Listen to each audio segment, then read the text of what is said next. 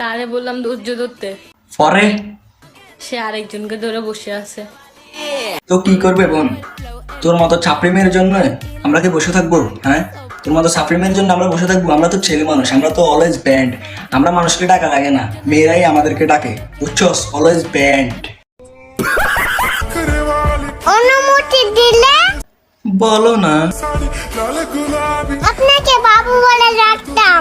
আস্তাগফিরুল্লাহ, এনে 100 বাটি একটা দাঁত বেগুন হালাই দিন।